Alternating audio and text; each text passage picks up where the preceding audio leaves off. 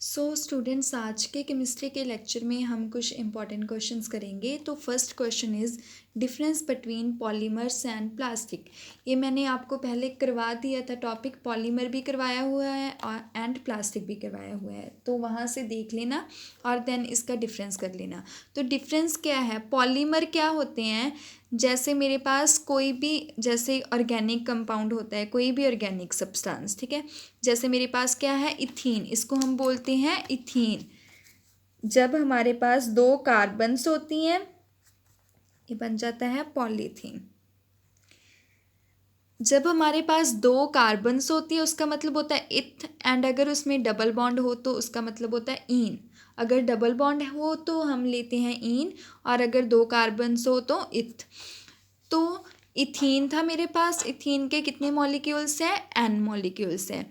तो पॉलीमर का मतलब क्या होता है, जब पॉलीमराइजेशन होती है तो ये एन मॉलिक्यूल्स है जो वो कंबाइन हो जाते हैं, मतलब कि यहाँ पर कितने मॉलिक्यूल्स कंबाइन हो जाएंगे, एन के एन मॉलिक्यूल्स कंबाइन होकर, मतलब यहाँ पर भी हमारे पास CH2 लग जाएगा, ऐसे यहाँ पर मैं लिखूँ ऐसे बन जाएगा CH2 यहाँ पर भी CH2 इस साइड भी CH2 तो ऐसे लॉन्ग चेन बन जाएगी, एक आपकी इथीन मॉलिक्यूल्स की लॉन्ग चेन बन जाएगी।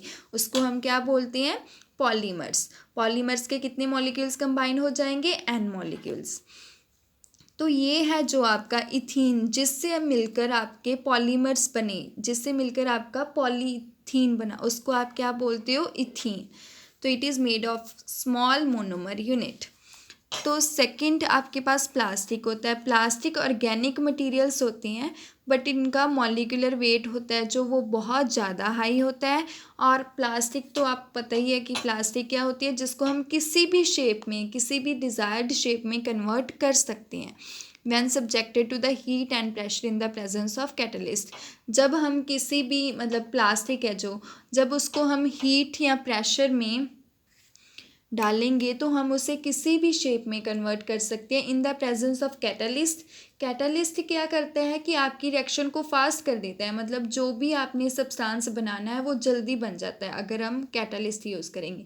कैटलिस्ट कोई भी सब्सटेंस हो सकता है, कोई भी आपके पास एटम हो सकता है, कोई भी मॉलिक्यूल हो सकता है जो आपकी रिएक्शन को फास्ट कर देता है।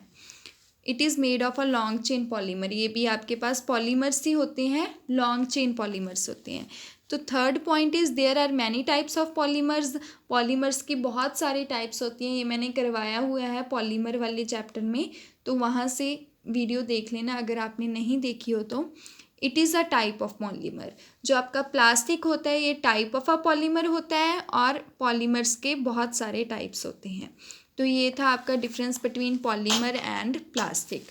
So next question is difference between thermoplastic and thermosetting plastics. Thermoplastics होते हैं जो ये बनते हैं हमारे पास एडिशन पॉलीमराइजेशन करके। एडिशन पॉलीमराइजेशन का मतलब होता है, एडिशन पॉलीमर्स में क्या होता है कि आपके बहुत सारे मॉलिक्यूल्स हैं जो, जैसे यहाँ पर क्या है, इथीन के बहुत सारे मॉलिक्यूल्स कंबाइन होकर उन्होंने क्या बना दिया, पॉलीथीन।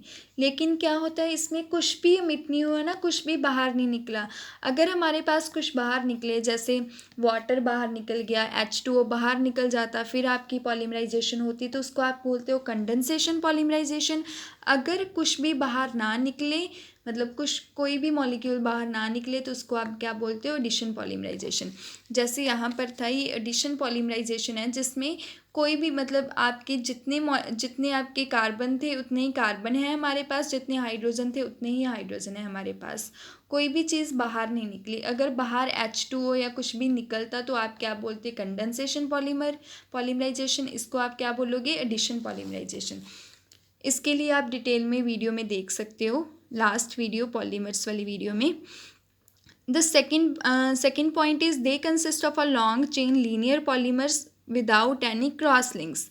मतलब ऐसे नहीं होता, लीनियर चेन होती है, ऐसे नहीं होता कि ऊपर कोई मॉलिक्यूल लगा है नीचे कोई मॉलिक्यूल लगा है, आपके पास लीनियर चेन होगी। जैसे यहाँ पर मैंने ड्रॉ की थी, ये एक लीनियर चेन है, ऐसे नहीं होगा कि ऊपर कुछ लगा हुआ है या नीचे कोई कुछ लगा हुआ है, ये स्ट्रेट चेन होती है जो थर्मोप्लास्टिक होते हैं। लेकिन जो थर्मोसेटिंग होती है ये 3 डिमेंशनल नेटवर्क होता है। 3 डिमेंशनल मतलब नीचे भी होगा, ऊपर भी होगा, लेफ़्ट साइड में भी होगा, राइट साइड में भी होगा, ये 3 डिमेंशनल नेटवर्क होता है। लेकिन आपके ये लीनियर पॉलीमर्स होते हैं। दे सॉफ्टन ऑन हीटिंग, मतलब ये सॉफ्ट हो जाते हैं, अगर हम इन्हें हीट करते हैं तो आपके थर्मोप्लास्टिक होते हैं जो वो सॉफ्ट हो जाते हैं। लेकिन आपके थर्मोसेटिंग प्लास्टिक होते हैं जो वो सॉफ्ट नहीं होते ऑन हीटिंग।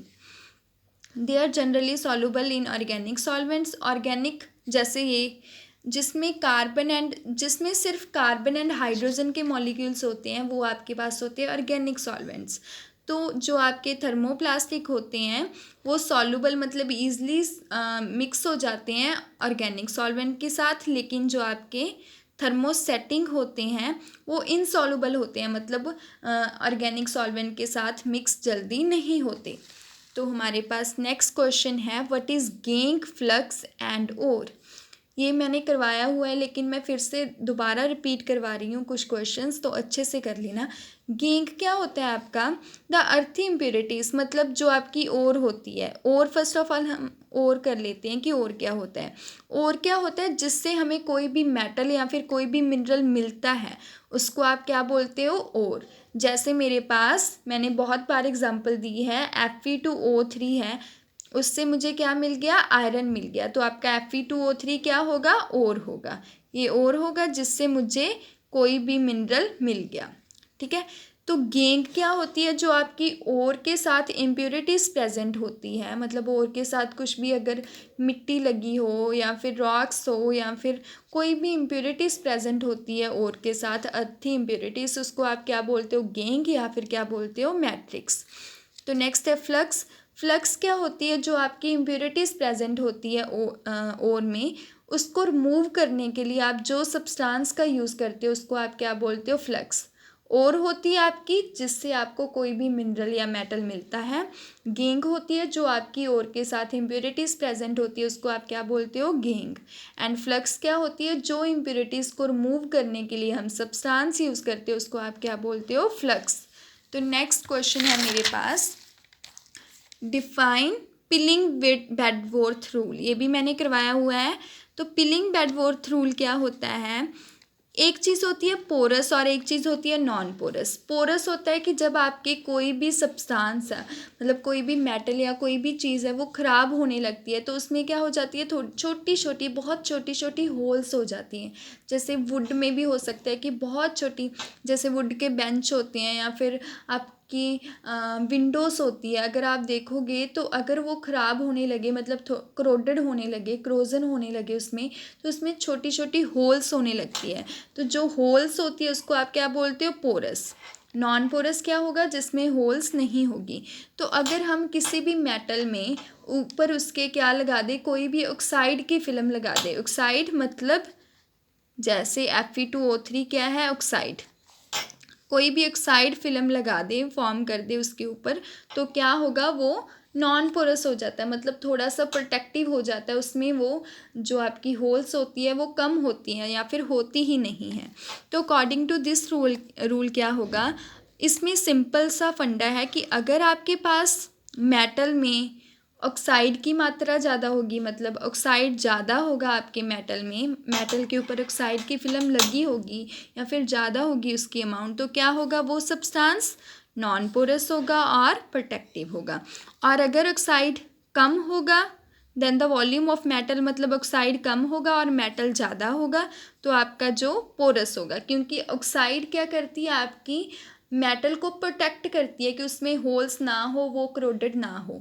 अगर उसमें ऑक्साइड होगा तो वो क्या होगा, नॉन पोरस होगा। अगर ऑक्साइड की मात्रा कम होगी देन मेटल, तो वो क्या होगा, पोरस होगा। तो ये था हमारा आज का केमिस्ट्री का lecture. So thank you students.